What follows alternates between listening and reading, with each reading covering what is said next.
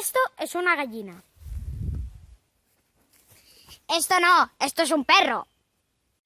Esto sí que es una gallina. Hoy os voy a hablar un poquito sobre mis gallinas y de cómo tuvimos pollitos. Nuestras gallinas pues comen una dieta equilibrada.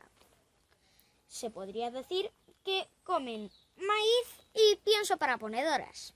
También comen berzas o algunas verduras o restos de comida que comemos nosotros en nuestra casa.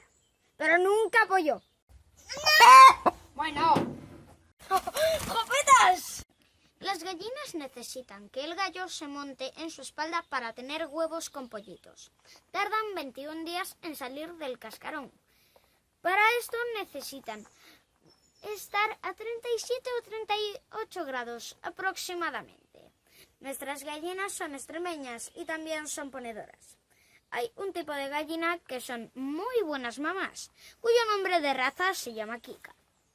También cuidan los huevos de otras aves, como por ejemplo de patos o faisanes. Pero nuestra gallina también es muy buena mamá. Y aunque no es una Kika, como algunas, está incubando sus propios huevos.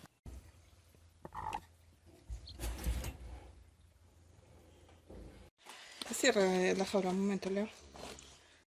Paso. No pasa nada, cariño. Estamos ayudando un poquito porque igual... Algunas veces los pollitos se quedan pegados al cascarón y necesitan ayuda para salir. Está todo seco aquí. Pues ya lleva mucho tiempo. Este es el segundo de los 3 pollitos que nacieron. Llevaba varias horas intentando salir del huevo.